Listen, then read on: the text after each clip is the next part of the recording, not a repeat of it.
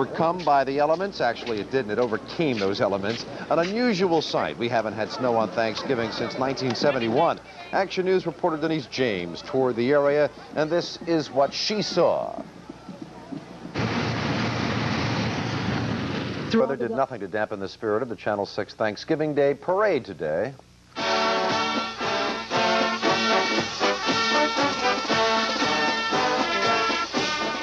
The Quantico Marine Band was one of the first units to help kick off the 70th annual parade.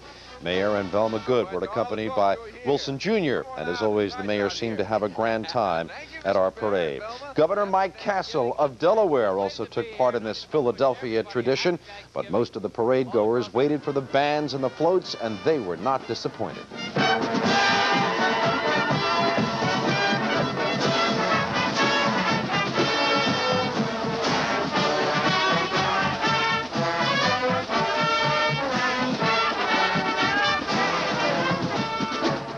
And, of course, we have to show you the Channel 6 float with the likes of Scott Palmer, Dave Frankel, Don Pollock, Tug McGraw, Kathy Gandolfo, Karen Friedman, Linda Munich, Diego Castellano, and Larry Ferrari. But, as always, the star of the show came last.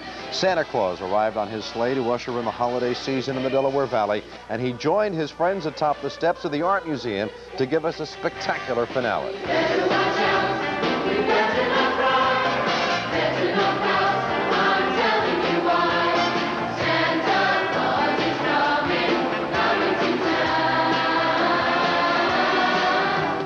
Action News reporter Rick Williams spent his morning amidst the crowd, and this is what he found.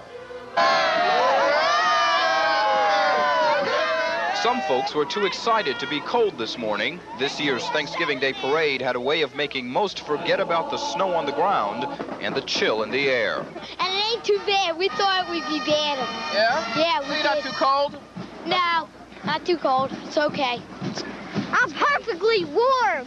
Others were taking no chances, bundled up in heavy coats and sweaters, faces hidden behind scarves and winter masks. Mike Parsons came prepared. I have a sweatsuit underneath, 2 sweaters, my coat, and some gloves, and a knit hat, and a couple scarves. Oh, you're ready. I'm ready. And then there were those who got wrapped up in the occasion. Keep nice and warm with someone I love.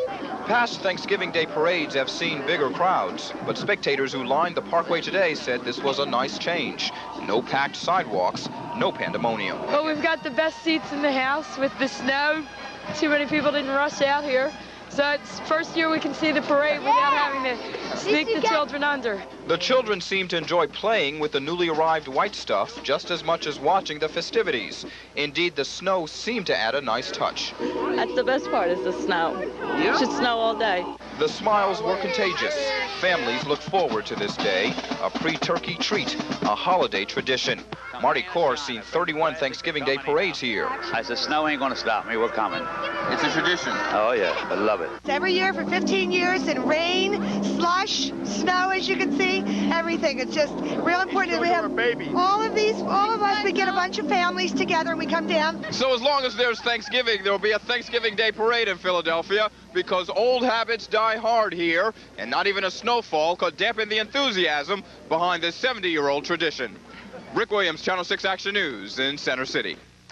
Turning, Jim's talking about 24-0 right now. The first 2 touchdowns for the Eagles by Chris Carter on that quarter pattern from Randall Cunningham. Third touchdown just scored a few minutes ago, a 1-yard run by Keith Byers, and it is 24-0 Eagles romping at Dallas. Also today, the National Football League is a traditional Thanksgiving game in Detroit, Cleveland playing the Lions, and Bob Galliano throws to Richard Johnson. Lions take the lead over Cleveland, but the Browns will bounce back. Watch Barry Redden go to the outside on a marvelous run.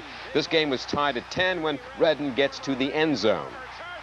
However, the Lions' Eddie Murray with a go-ahead field goal, and it's 13-10 Detroit. Cleveland does get the ball back for one last try. However, Bernie Kosar is picked off by Jerry Holmes, and that's the ball game in Detroit as Detroit wins it over Cleveland 13-10.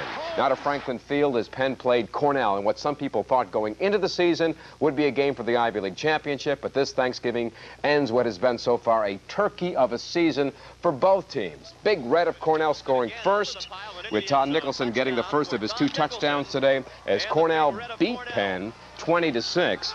Both teams finish in 5th place. An Ivy League tie for 5th with records of 2 and 5. Tough years for Cornell and tough year for